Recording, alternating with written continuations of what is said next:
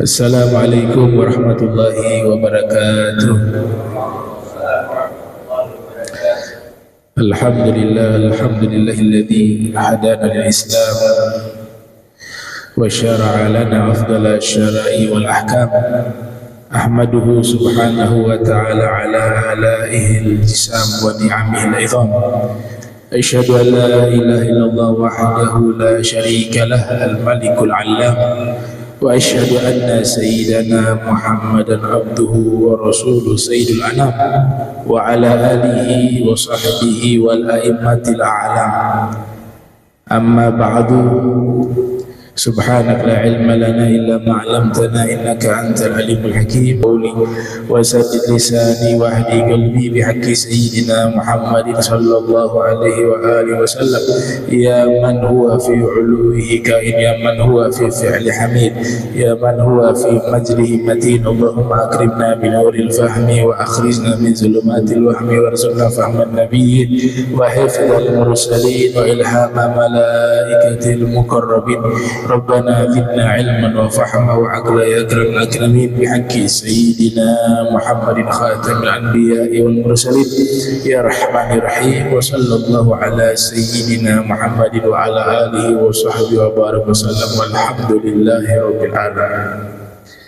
Qala musannif rahimahullah wa radiyallahu ta'ala anhu wa arda wa nafa'ana bihi wa bi ulumihi wa abadana bi asrarihi wa a'adana min barakatihi fi dharain. Radiyallahu ankum ila an qala baqiyatus sunanil lati qabla sholati ba'dal adhani wal iqamati. Alhamdulillah, puji syukur kehadirat Allah. Salawat salam senantiasa tercurahkan kepada junjungan mulia Nabi tercinta Nabi Muhammad sallallahu alaihi wasallam beserta seluruh keluarga beliau, sahabat beliau, dan umat beliau yang senantiasa melaksanakan ajaran beliau hingga akhir masa nanti. Bismillahirrahmanirrahim.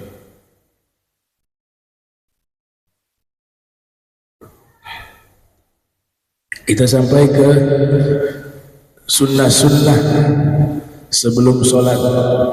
Ya, masih ada tersisa baqiyah. Baqiyah artinya tersisa. As-sunani, sunnah-sunnah allati qabla sholati, yang sebelum sholat. Ba'dal adhan wal iqamah, sesudah adhan dan iqamah. Di sini yang ketiga, al-mashyu ila sholah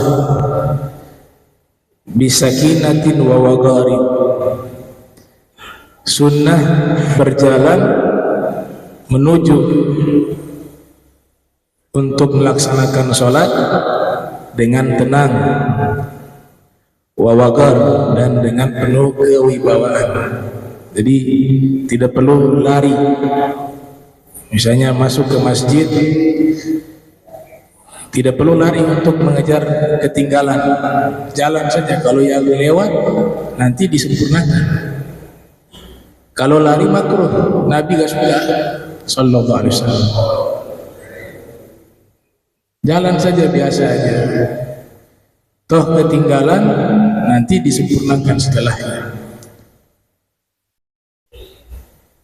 Nah, ketika Rasul sallallahu alaihi wasallam beliau menjadi imam, kemudian ada beberapa orang lari. Mungkin karena ingin mengejar jangan sampai ketinggalan rakaat, ya, posisi rukunya imam. Nah, mereka lari, dan itu Nabi mendengar suara berisik itu. Setelah itu selesai sholat, Rasulullah sallallahu alaihi wasallam bersabda, "Fala taf'alu." Jangan kalian lakukan itu. "Idza ataitum as-sholata," apabila kalian mendatangi sholat. "Fama adraktum fasallu," apa yang kalian dapati maka sholatlah. "Wa ma fatakum fa'atimmu," tapi kalau yang terlewatkan maka sempurnakan. Gitu. Jadi tidak perlu lari. Fi riwayah, di riwayat yang lain disebut, nah, idza uqimati sholati fa'tuha wa antum la tas'auna, atau kama qala Nabi sallallahu alaihi wasallam, apabila sudah didirikan sholat maka datangi sholat tanpa harus berlari. Wa fi riwayah fa'alaikum bis sakinati, hendaklah kalian dalam keadaan tenang ketika mendatangi sholat. Ya, idza ataitum sholata fa'alaikum bis sakinati fama adraktum fasallu wa ma fatakum fa'atimmu, kata Nabi. Apabila kalian mendatangi sholat fa'alaikum bis sakinati, maka datangilah dengan tenang, tidak perlu lari terburu-buru. Apa yang kalian dapatkan daripada sholat, sholatlah. Apa yang telah luput dari kalian, maka sempurnakanlah. Nah, perjalanan orang yang sholat itu hanya khusus di masjid. Jadi ada pahala khusus orang-orang yang sholat di masjid yang tidak bisa didapat di tempat lain. Di antaranya fadilah melangkahkan kaki menuju ke masjid. Itu hanya khusus masjid. Karena Nabi mengikat kata melangkahkan kaki dengan masjid. Nah, itu sudah takhsis, sudah dikhususkan oleh Rasul sallallahu alaihi wasallam. Ya, tidak menutup kemungkinan juga yang pergi ke majlis itu juga dihitung pahala setiap langkahnya, tapi ketika masjid itu khususnya. Sebagaimana hadis yang diriwayatkan oleh Al-Imam Muslim yang lahir tahun 204 wafat 261 Hijriah, ala adullukum ala ma yamhullah bihi az-zunub wa yarfa'u bihi darajat. Qalu bala ya Rasulullah. Nabi katakan, maukah aku tunjukkan pada kalian satu amalan yang dengan sebab amalan tersebut Allah menghapus seluruh dosa kalian dan Allah mengangkat derajat kalian. Maka serentak para sahabat mengatakan, iya wahai Rasul. Kemudian Nabi bersabda sallallahu alaihi wasallam, isbabul wudu 'alal makarih, sempurnakan wudu di saat sulit. Yang kedua, kathratul khuta ilal masajid, memperbanyak langkah kaki menuju ke masjid. Dan yang ketiga, intizarus sholat ba'da sholat, dzalika ribat, dzalika ribat, dzalika ribat. Kemudian menunggu satu waktu sholat ke waktu sholat yang lain. Jadi selesai maghrib kita niat i'tikaf di masjid tadi, kemudian sambil juga menanti sholat isya, maka itu namanya ribat, kata Nabi SAW, dan dihitung itu seperti sedang sholat.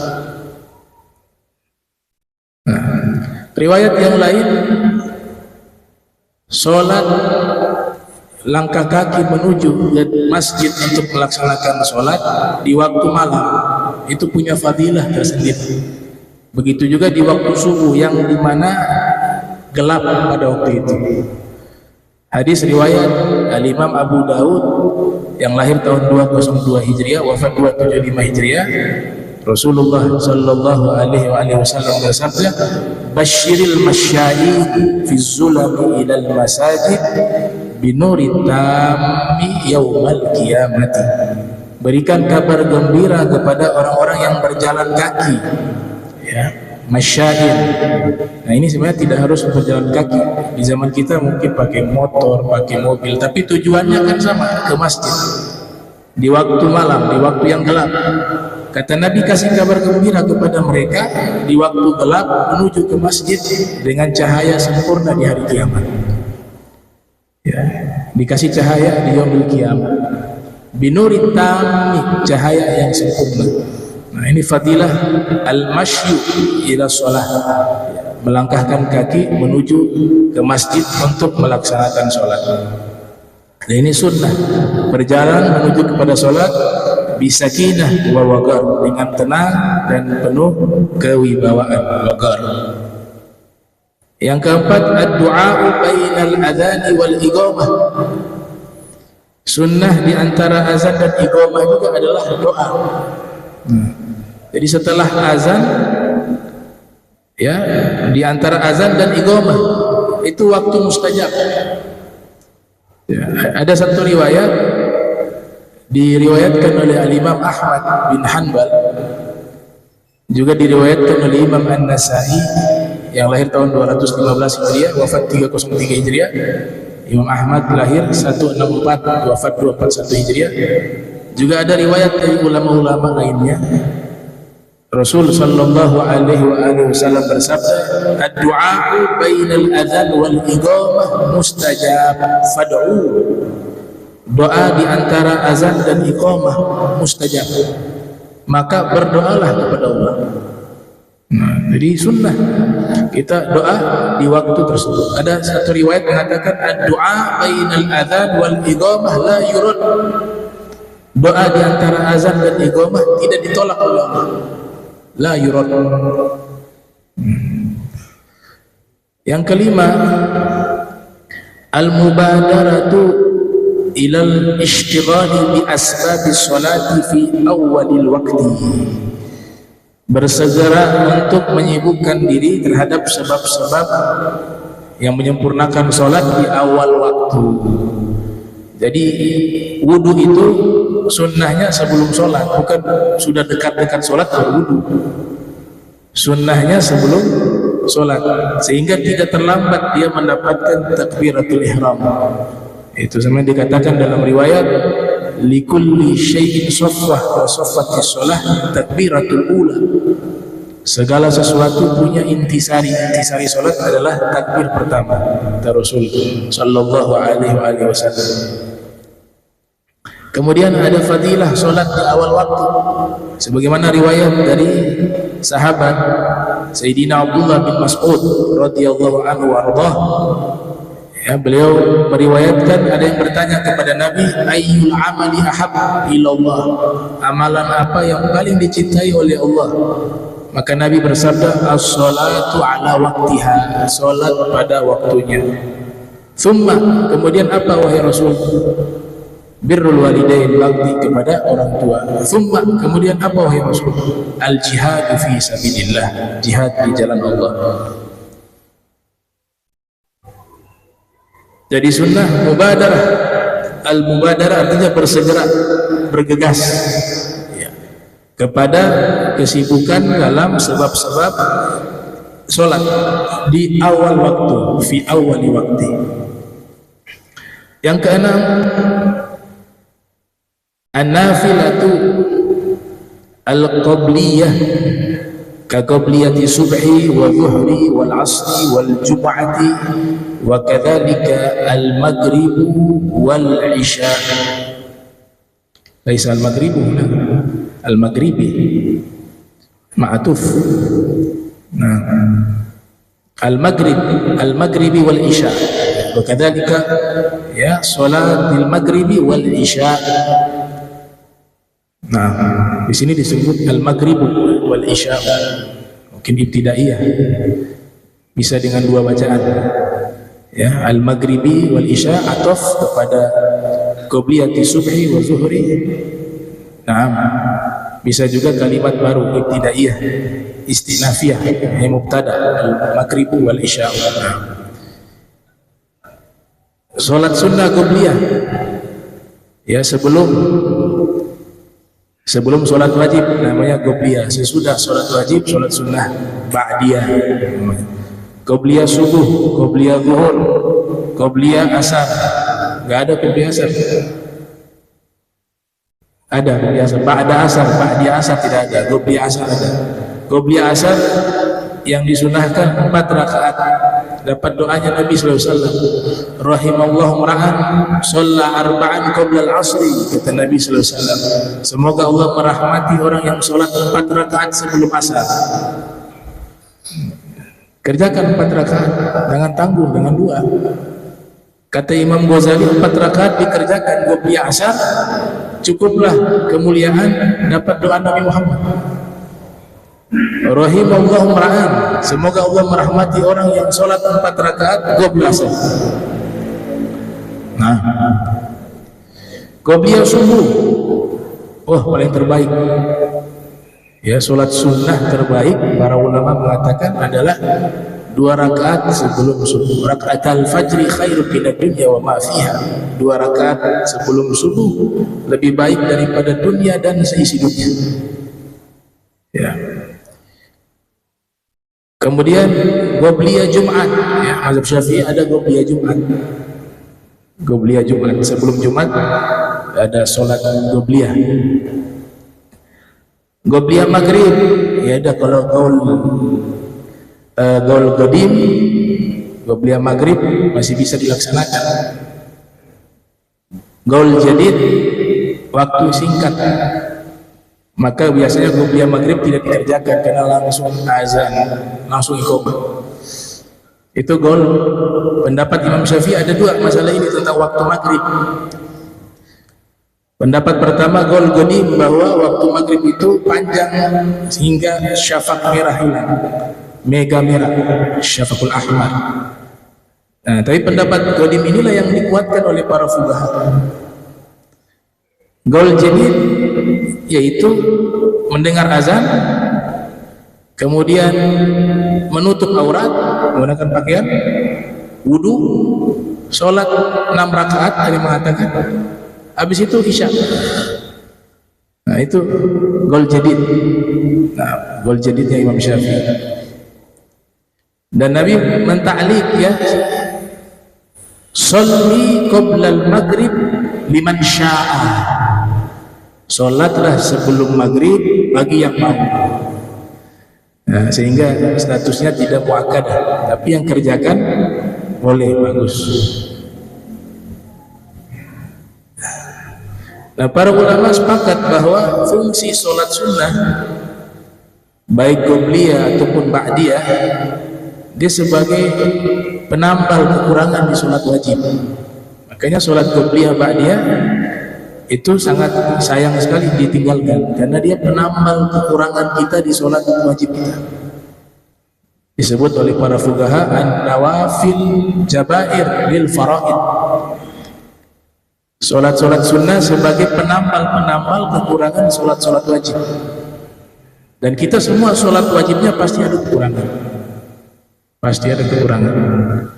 Yang menambal itu adalah qobliyah ba'diyah. Di kitab Turratun Nasihin disebutkan sholat wajib itu bagaikan burung. Qobliyah ba'diyah, qobliyah satu sayap kanan, ba'diyah sayap kiri. Nah, dia bisa terbang kalau harus ada sayap kanan dan kiri. Sholat wajib ini bisa sempurna harus ada qobliyah ba'diyah. Yang ketujuh, an-nafilatu bainal adzanaini, ay bainal adzani wal iqamati, yaitu sholat sunnah di antara 2 azan. Ada yang mengatakan ini qobliyah, ada yang menyatakan namanya sholat sunnah, ya, ba'da azan. Sholat sunnah ba'da azan. Tapi yang biasa dikukuhkan adalah yaitu sholat sunnah qobliyah ba'da azan, yaitu aina bainal adzani wal iqamah, yaitu sholat di antara adzan dan iqamah, yaitu qobliyah, ya, al-qaul murajjah. Sunnah yang ke-8, al-ityanu bil ad'iyati al-ma'thurati al-waridati qabla sholati, ka du'a'il fajri al-waridi qabla salatil fajri, Allahumma inni as'aluka rahmatan min 'indika tahdi biha qalbi ila akhirih. Sunnah yang ke-8 adalah membawakan doa-doa yang diriwayatkan dari Nabi sallallahu alaihi wasallam. Arti al-ma'thurati al-waridah itu doa-doa yang diriwayatkan dari Nabi sallallahu alaihi wasallam. Qabla sholati, yang dibaca sebelum sholat, seperti doa fajar yang ada riwayatnya, al-warid, ya, yang datang dalam riwayat hadis sallallahu alaihi wasallam sebelum sholat fajar, Allahumma inni as'aluka rahmatan min 'indika tahdi biha qalbi. Ya Allah, sesungguhnya aku meminta padamu rahmat dari sisimu yang kau berikan petunjuk dengannya hatiku ila akhir doa. Ada yang juga doa asar, ya, qobla sholatil asar, doanya Nabi Adam, itu dita'liq di Hawamish catatan kaki kitab itu. Ada doa dari Al-Habib Abdullah bin Alwi Al-Haddad, itu cukup panjang, doanya ada di situ. Yang kesembilan, al-ityanu bi du'ail khuruj ila salati wa huwa Allahumma inni as'aluka bihaqqi sa'ilina 'alaika wa bihaqqi raghibina ilaika wa bihaqqi mamshaya hadha ilaika fa inni lam akhruj asharan wala batara wala riya'an wala sum'ah bal kharajtu ittiqa'a suhtika atau sakhatika wa ibtigha'a mardatika fa as'aluka an tu'idhani minan nar wa tudkhilani al-jannata bi rahmatika ya arhamar rahimin. Nah, ini doa ketika dari rumah, keluar rumah menuju ke masjid, menuju ke tempat sholat. Itu yang dibaca, Allahumma inni as'aluka bihaqqi sa'ilina 'alaika ila akhir doa. Yang artinya, ya Allah, aku meminta padamu dengan haknya orang-orang yang berdoa kepadamu. Ini tawasul dengan hak orang-orang, tawasulnya ke orang-orang. Ini doa keluar rumah menuju masjid. Ini dalil tawasul. Ya Allah, wa bihaqqi Rasulillah wa bihaqqi auliya wa sholihin. Nah, ini doa diajarkan. Ada yang menyatakan ini adalah riwayat dari Nabi sallallahu alaihi wasallam. Allahumma inna as'aluka bihaqqi sa'ilina 'alaika, ya Allah, aku meminta padamu dengan hak orang-orang yang meminta padamu. Wa bihaqqi raghibina ilaika, dan dengan hak orang-orang yang mencintaimu. Ya, kata raghiba kalau ada ilah itu artinya mencintai. Raghiba fi tolak, menuntut. Raghiba an, membenci. Jadi artinya berubah karena ada harfu jar setelahnya. Ya. An-nikahu sunnati faman raghiba an sunnati falaysa minni. Ya. Nikah adalah sunnahku, faman raghiba an, artinya benci. Siapa yang membenci sunnahku bukan golonganku. Tapi kalau di sini pakai ilah bisa makna tolak, menuntut atau mencintai. Fi, ada yang mengatakan fi itu menuntut, ilah maknanya mencintai. Nah, jadi di sini dengan hak orang-orang yang mencintaimu, ar-raghibina ilaika. Ya. Jadi dalam kata dalam bahasa Arab itu kadang-kadang artinya berubah jauh dengan sebab ada kata penghubung setelahnya yang berbeda. Ya. Misalnya di sini kata tadi al-ityan. Ityan dari kata ata. Atayati ityana, artinya datang. Tapi ketika setelahnya menggunakan harfu jar ba, artinya membawa. Artinya membawa. Begitu juga ja'a. Ya. Kata raghiba begitu juga. Kalau raghiba ila mencintai, raghiba fi menuntut, raghiba an membenci. Nah, raghiba an membenci. Wa bihaqqi mamsyaya, dan dengan hak tempat berjalan. Ini bukan orang. Ini zorful makan. Mamsyaya, tempat berjalan. Kenapa minta doa dengan hak tempat berjalan? Karena semua tempat yang kita jadikan untuk ibadah pada Allah di yaumil kiamat, semua itu menjadi saksi di hadapan Allah. Sampai dikatakan oleh salah satu ulama bernama Imam Atha Al-Khurasani, ya, dinukil oleh Al-Imam Jalal As-Suyuti yang lahir tahun 849 Hijriah, wafat 911 Hijriah, di dalam kitabnya Syarhus Sudur atau kitab Al-Budurut Thali'ah.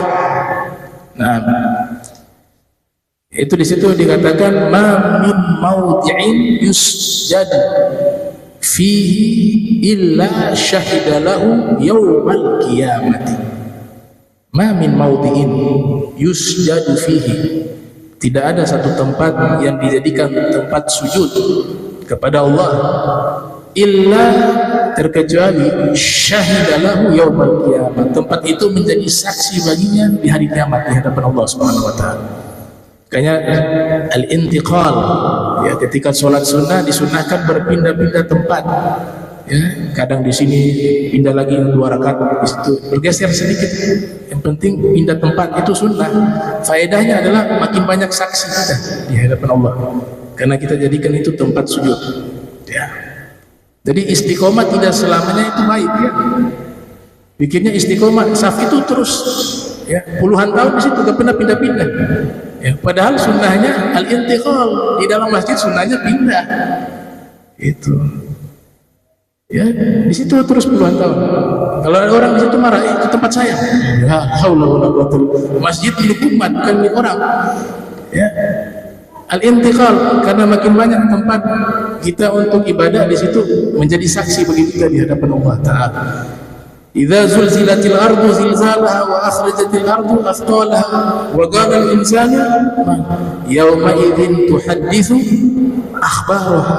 Di hari tersebut bumi berbicara kepada Allah, menjadi saksi atas amal yang mereka lakukan.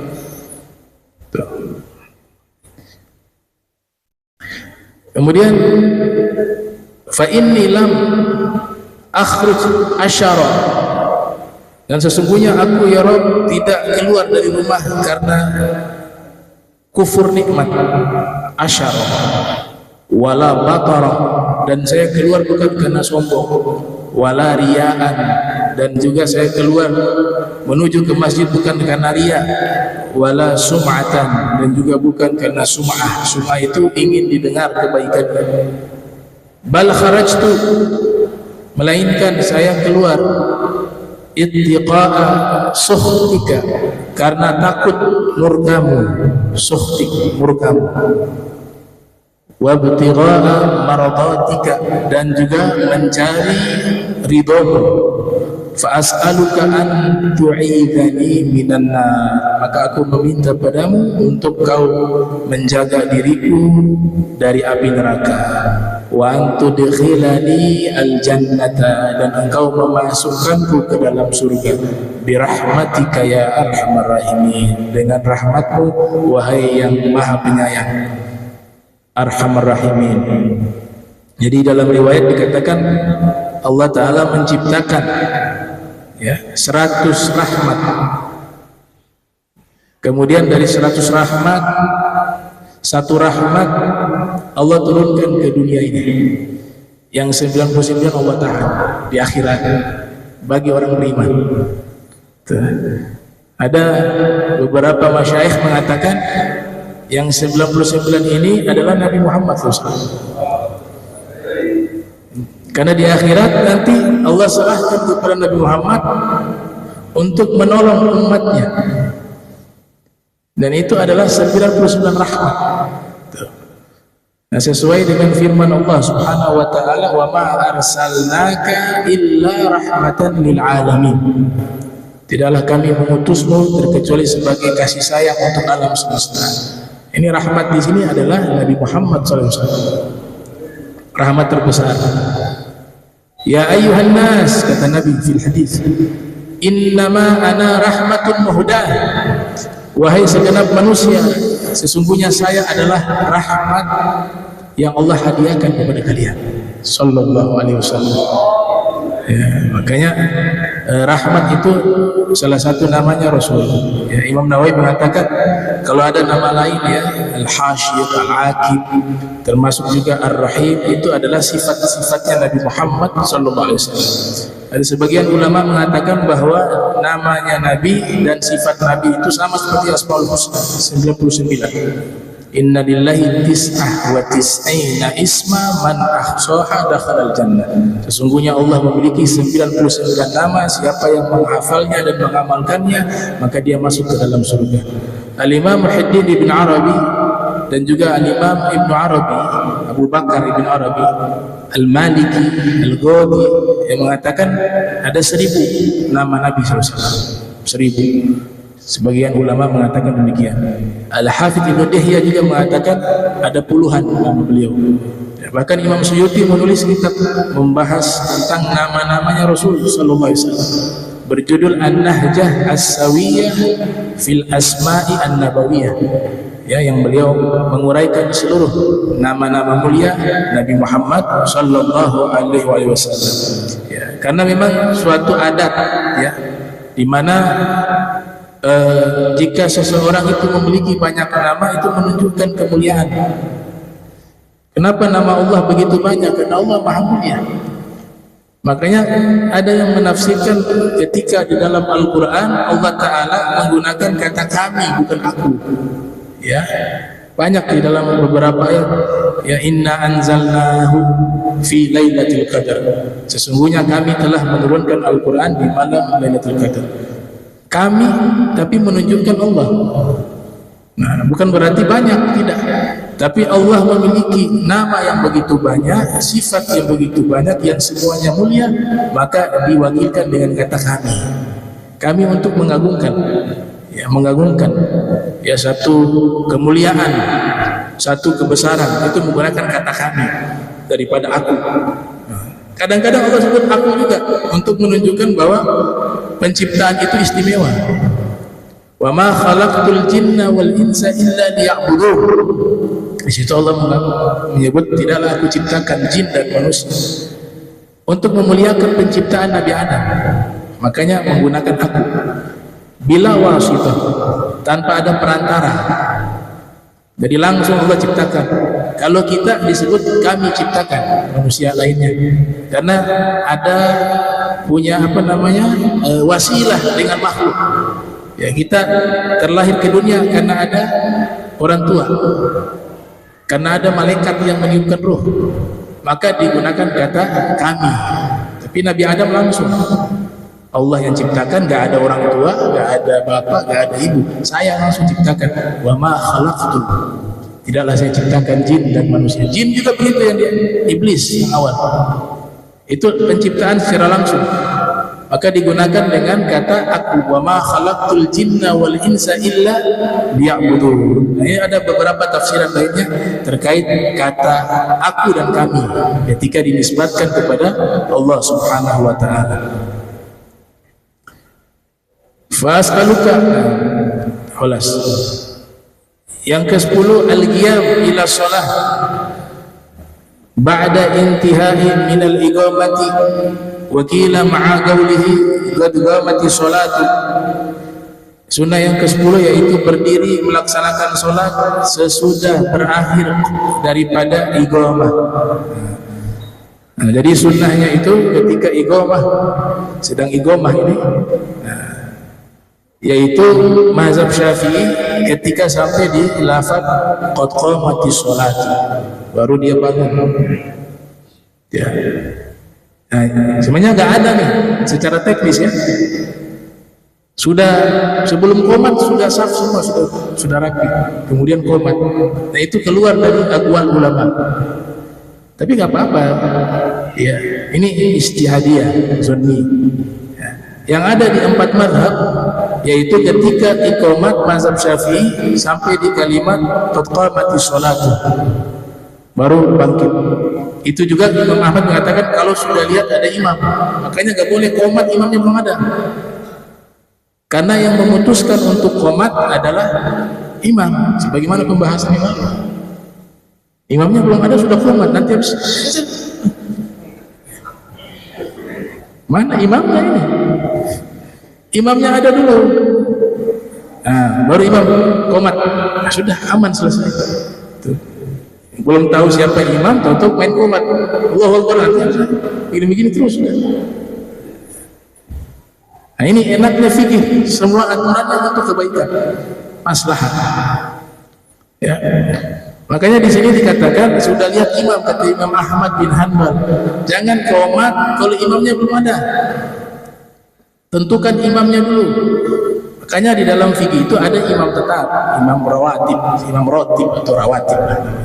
Imam tetap, ada juga wakilnya. Nah, ini 2 yang bertugas, dan yang lain yang sudah diberikan jadwal itu. Sampai di kalimat qad qamati shalah bangkit, mazhab Hambali, mazhab Syafi'i. Kalau mazhab Maliki bebas, di awal qomat sudah bisa bangkit, atau di pertengahan juga udah bisa, atau di akhirnya bisa. Kalau mazhab Hanafi itu sampai di kalimat hayya 'alas shalah baru dia disunahkan bangkit berdiri, atau dalam satu riwayat hayya 'alal falah. Nah, ini ada dalam kitab Al-Fiqh ala Madzhab al-Arba', fikih 4 mazhab. Itu dibahas masalah tersebut. Juga di kitab Fiqhul Islam wa Adillatuh karya Dr. Wahb Az-Zuhaili. Juga ada dalam kitabnya Ibnu Rushd Hidayatul Mujtahid. Nah, kemudian yang ke-11 taswiyatus sufuf, merapatkan saf. Merapatkan saf sunnah. Ya, taswiyatus sufuf. Ada di dalam beberapa riwayat, termasuk riwayat Imam Bukhari yang lahir 194 wafat 25 Hijriah. Ya, Rasul sallallahu alaihi wasallam bersabda, "Sawu sufufakum fa inna taswiyatas saffi min tamamis shalah." Wa fi riwayah min iqamatis shalah. Ada sebagian muhadditsun membaca dengan bentuk jamak. Sawu sufufakum fa inna taswiyatas sufufi min tamamis shalah. Wa fi riwayah min iqamati shalah. Juga diriwayatkan oleh Al-Imam Nawawi yang lahir 631 Hijriah wafat 676 Hijriah di dalam kitab Riyadhus Shalihin. Begitu juga diriwayatkan oleh Al-Hafiz Ibnu Hajar Al-Asqalani yang lahir 773 Hijriah dalam kitab beliau Bulughul Maram. Yang artinya luruskanlah dan rapatkanlah saf. Sesungguhnya meluruskan saf termasuk daripada kesempurnaan sholat. Syekh Al-Ahdal atau Syekh Yahya Al-Battah Al-Ahdal yang mensyarahi Bulughul Maram, itu beliau memberikan beberapa ta'liqat bahwa perintah merapatkan saf, ya, itu menempel rapat itu di awal sholat, di awal, bahkan sebelum takbir itu rapat. Tapi ketika sudah berjalannya sholat, maka tidak ada lagi kewajiban untuk harus merapatkan saf. Kenapa? Karena tashwishul khusyuk wal huduril qalb. Karena hal itu nanti akan mengganggu konsentrasi dalam sholat. Ingat kaki sudah renggang, akhirnya fokusnya di merapatkan saf, dan itu merusak khusyuk dan kehadiran sholat. Tapi perintahnya perintah awal, ya, kata Syekh Yahya Al-Battah Al-Ahdal atau beberapa ulama lainnya. Saya pernah baca itu beberapa ta'liqatnya itu terkait masalah tersebut. Makanya perintahnya ini ketika Nabi katakan sawu sufufakum, itu perintahnya ketika sebelum sholat, di awal-awal, ya, sebelum takbir diperintahkan itu. Tapi kalau memang sudah terbiasa dia ketika sholat tanpa mengganggu khusyuknya dan posisinya selalu rapat, itu lebih bagus. Itu lebih bagus. Sebagaimana yang dikatakan oleh Al-Habib Abdul Al-Haddad di dalam kitab An-Nasaih Ad-Diniyah, beliau mengatakan demikian.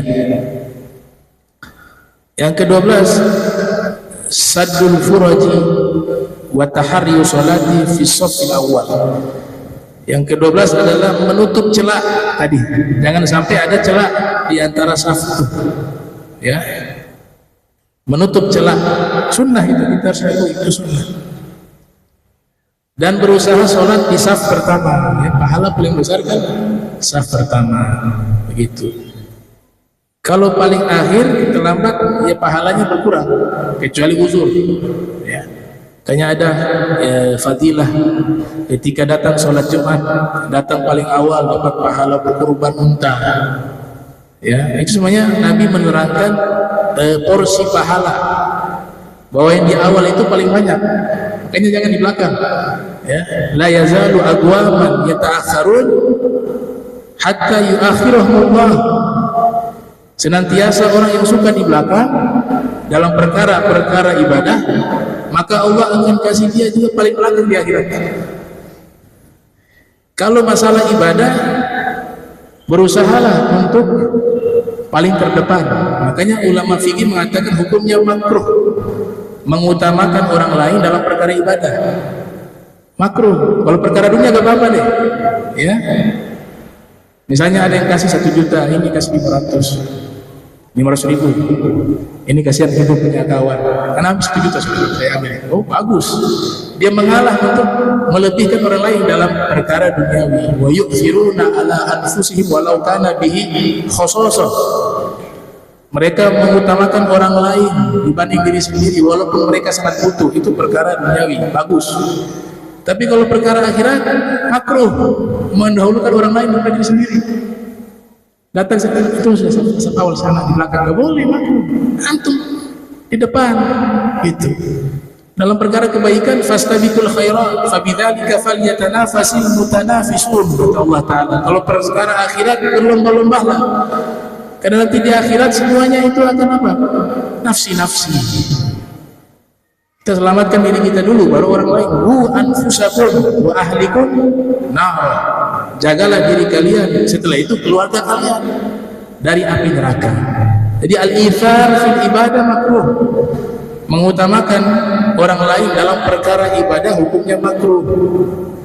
Tapi mengutamakan orang lain dalam perkara dunia hukumnya adalah sunnah. Bagus, baik. Yang ke-13, an-nadhru ila mawdi'is sujud wa itraqu ra'sihi. Sunnah yang 13, ketika salat memandang tempat sujud. Ketika salat tempat sujud. Ya, Nabi sallallahu alaihi wasallam, ya, riwayat Ad-Dailami mengatakan kepada Sayyidina Anas, ya Anas, dhu' basaraka mawdi'as sujudi. Wahai Anas, fokuskan pandangan matamu ketika salat di tempat sujudmu. Sunnah. Kalau karpetnya tidak mengganggu sejadahnya, kalau sejadahnya mengganggu karena banyak corak-corak, maka sunnahnya, kata Imam Ghazali, tutup mata jika menghadirkan khusyuk. Kayaknya afdalnya sajadah polos. Nah itulah sebab kenapa ulama memakruhkan kalau sholat jangan pakai baju yang bergambar, apalagi ada kayak komik tuh, ya kan? Yang kasihan di belakang tuh, ceritamu dibaca, habis selesai. Sejadah ada gambar masjid, ada jendela, itu Ka'bah, terus satu ada 5 jendela situ. Tashwisul khusyuk makruh. Segala hal yang merusak khusyuk di dalam sholat hukumnya makruh. Makanya para ulama mengatakan yang polos itu bagus, kecuali orangnya kondisional. Kata Said Muhammad Murtada Az-Zabidi ketika mensyarahi kitab Ihya Ulumuddin Ithafus Sadatil Muttaqin, beliau mengatakan kalau orang tersebut tidak terganggu sama sekali, maka itu tidak makruh. Semua itu gak ada masalah, ada gambar kayak ada apa. Sayyidina Umar bin Khattab pernah masuk gereja waktu membebaskan Palestina, karena beliau yang membebaskan pada masa itu. Ya, itu masuk ke gereja mau sholat. Kemudian beliau katakan, jangan, kalau saya sholat di sini nanti gereja dirubah jadi masjid, karena ini jadi tempat bersejarah. Udah di luar. Ketika di luar beliau sholat, itu di depan-depan masih banyak gereja, patung-patung. Sholat saja biasa khusyuk, tidak terganggu. Para sahabat yang membebaskan waktu di Istana Putih Al-Qasrul Abyad di Persia, ya, dipimpin oleh Sayyidina Sa'ad bin Abi Waqqas, masuk ke istana, tiba waktu sholat di dalam istana Persia, patung banyak, patung-patung, gambar-gambar, lukisan-lukisan. Tiba waktu sholat, semuanya sholat di situ. Tidak makruh, kenapa? Gak keganggu mereka, saking khusyuk. Itu. Dan tidak dirusak. Ya, patung-patung itu tidak dirusak. Ini yang jadi dalil ulama-ulama yang membolehkan patung-patung khususnya di Mesir, karena sebagai pusat pariwisata, objek pariwisata. Ada ulama yang mengatakan namanya patung dibongkar haram. Jadi dua kubu di kalangan para ulama, di antaranya yang sangat mengkritik keras adanya patung-patung dan dilestarikan di Mesir. itu adalah Said Ahmad bin Muhammad bin Siddiq Al-Ghumari. Waktu beliau datang ke Mesir, beliau menulis kitab tentang hujah-hujah haramnya patung. Beliau maunya apa? Patung semua yang ada itu dihancurkan. Tapi ada ulama lain membantah dengan ilmiah juga, dengan ilmu, ya, bahwa ini pariwisata, ini peninggalan yang harus dijaga. Dalilnya apa? Para sahabat ketika masuk ke istana di Persia, di situ ada patung-patung peninggalan, tidak ada satupun yang dirusak. Karena ini adalah peninggalan orang terdahulu. Nah, jadi ada khilaf di antara hal tersebut. Yang ke-14 adalah istisharu man sayakunu al-wukuf baina yadayhi. Nah, ketika sholat, hadirkan dalam hati bahwa engkau sedang menghadap kepada siapa. Nah, kita kalau sholat sedang menghadap kepada Allah Subhanahu wa ta'ala. Di situ yang dibutuhkan adalah al-ihsan tadi. An ta'budallaha ka'annaka tarahu fa in lam takun tarahu fa innahu yarak. Kau beribadah kepada Allah seakan-akan kau melihatnya. Jika kau tidak melihatnya, yakinkan bahwa Allah senantiasa melihatnya. Ya. Al-Imam Suyuti dalam kitab beliau Lubabul Hadits meriwayatkan afdalul iman an takuna ma'allah haitsu ma kunta. Paling afdolnya iman, kau selalu merasa Allah bersamamu dimanapun kamu berada. Wah, ini kalau sudah sampai level ini luar biasa. Ya, ada kisah Syekh Abdul Qadir Al-Jilani, masih anak-anak begitu. Jadi guru beliau ini sangat cinta ke beliau, sampai akhirnya murid-murid lainnya cemburu. Hanya lapor kepada sang Syekh, ada kitab akhlak, al-akhlaq lil banin. Wahai guru, kenapa kau sangat mengutamakan, memuliakan, mengkhususkan Abdul Qadir Jilani dibanding kita sekalian? Kata sang guru, kalian mau tahu jawabannya? Baik, semuanya kumpul, kata sang guru. Masing-masing diberikan seekor ayam. Saya tugaskan pada kalian semua, sembelih ini ayam di tempat di mana tidak ada seorang pun melihatnya. Oh, sudah. Sekarang juga kerjakan semua. Ada yang di gudang, di semut, sudah sembelih. Di kolong meja sembelih. Di mana orang tidak lihat dia sembelih. Ya. Syekh Abdul Qadir Jilani cari tempat kemana? Belum sembelih, semua sudah sembelih. Tuh ayam. Akhirnya ketika berkumpul, semuanya itu santri sudah menyembelih ayam tersebut. Semuanya. Yang tidak menyembelih hanya Syekh Abdul Qadir Jilani. Ditanya, kamu sembelih di mana? Oh, di gudang, nggak ada orang. Di mana? Di sini tidak ada orang. Ketika tanya, ya Abdul Qadir, kenapa kau tidak menyembelih? Apa jawaban beliau? Wahai guru, saya tidak temukan satu tempat yang dimana luput dari pandangan Allah. Semua tempat di situ Allah melihatnya, makanya saya tidak ada peluang untuk menyembelih ayam ini. Kata sang guru, kalian sudah lihat kenapa saya mengutamakan dia dibanding kalian. Ada muraqabah, ya, merasa dirinya diawasi oleh Allah. Inilah afdalul iman an takuna ma'allah haitsu ma kunta. Kau bersama Allah dimanapun kamu berada. Itu. Kun ma'allah bila khalq wa kun ma'al khalq bila nafs. Jadilah kamu bersama Allah tanpa ada makhluk di situ, dan jadilah kamu bersama makhluk tanpa ada diri di situ. Itu gaulnya Sayyidina Syekh Abdul Qadir Al-Jilani. Kemudian sunnah yang ke-15 yaitu ketika tiba di saf, sebelum takbir baca doa. Ternyata ada sunnah. Doanya adalah Allahumma atini afdala ma tu'ti ibadakas sholihin. Ya Allah, berikanlah padaku sesuatu yang paling afdal dari apa-apa yang telah kau berikan kepada hamba-hambamu yang soleh. Jadi masuk ke saf, sunnah baca doa ini. Nah, ini kasusnya adalah seorang sahabat. Ya, waktu itu Nabi sedang sholat. Ini satu orang terlambat. Ketika sampai di saf, dia beristihad. Jadi doa ini beliau baca sendiri, bukan dari Nabi SAW. Tapi setelah itu Nabi mengiyakan doa tersebut. Langsung dibaca doa. Allahumma atina afdala ma tu'ti ibadaka sholihin. Setelah selesai sholat, Nabi katakan, man al-mutakallim anifah. Rasulullah tahu itu siapa yang baca doa tadi. Siapa yang tadi baca doa? Ana ya Rasulullah, saya. Apa doanya tuh? Allahumma atini afdala ma tu'ti ibadaka sholihin. Kata Nabi, idzan yuqar jawaduk. Kalau begitu kau dapat pahala seperti kuda yang kau bawa perang di jalan Allah terbunuh dan dirimu terbunuh di jalan Allah. Itu pahalanya. Sallallahu alaihi wasallam. Nah, apa sih yang paling afdal yang diinginkan oleh hamba-hamba yang soleh?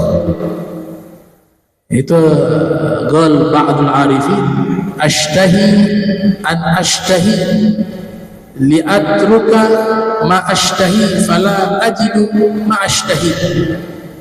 Aku ingin untuk ingin, namun aku tinggalkan keinginan, sehingga aku tidak temukan ada keinginan kecuali keinginan saya Allah dan Rasul.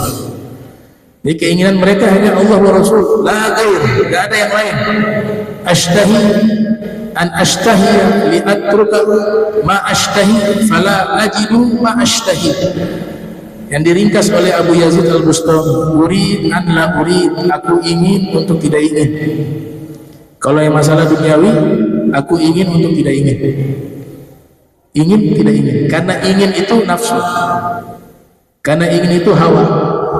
Tapi kalau ingin yang hanya Allah wa Rasul, maka inginnya itu adalah ilham, inginnya itu adalah nur. Itu kata para arifin ya. Kita belum sampai di situ deh, belum.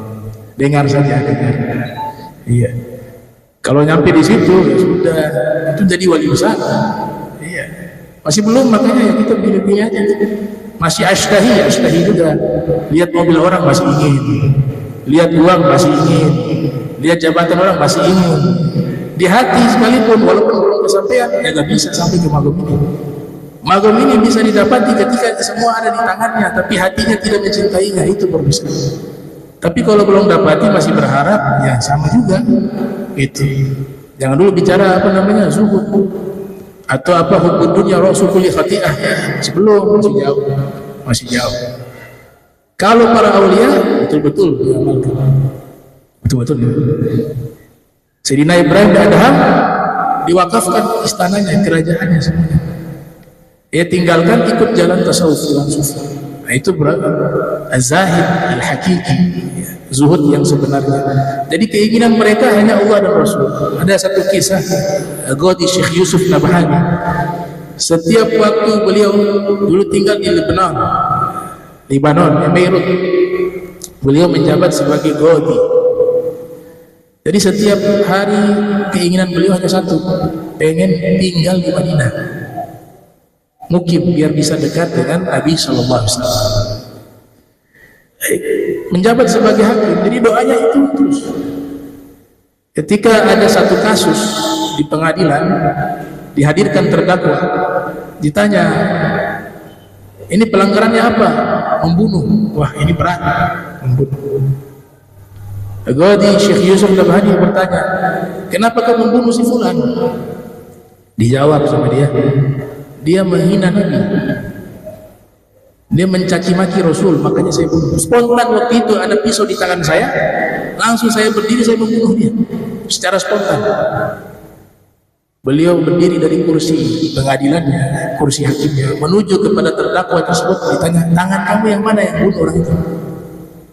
Tangan kanan, diambil, dicium.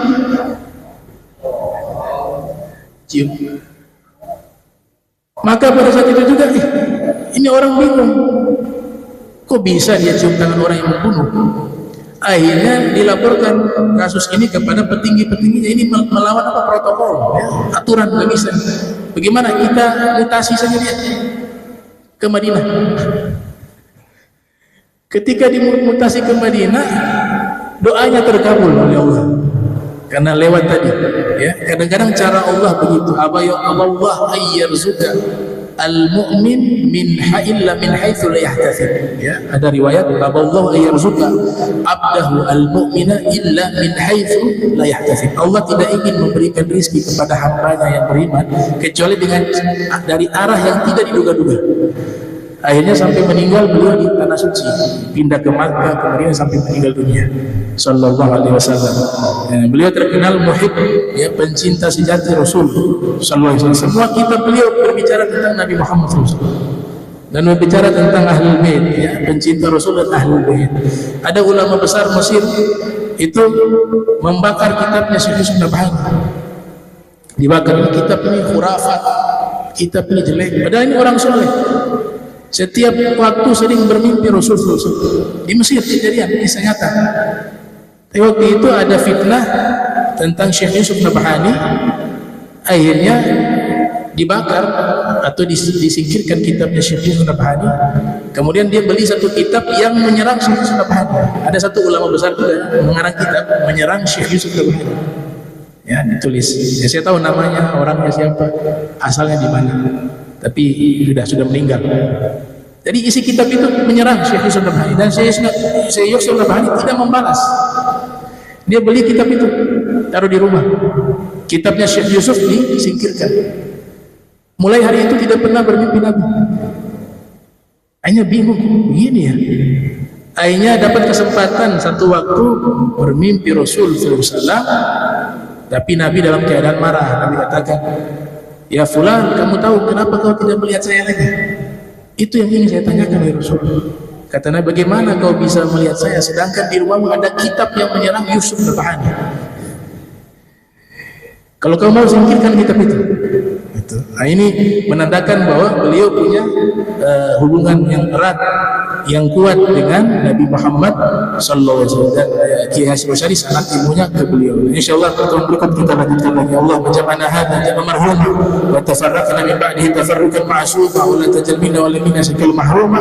Subhanaka bihamdika astaghfiruka wa atubu ilaik. Wa sallallahu alaihi Muhammadin wa ala alihi wa sahbihi wa sallam. Wa lakum minkum. Wassalamu alaikum warahmatullahi wabarakatuh.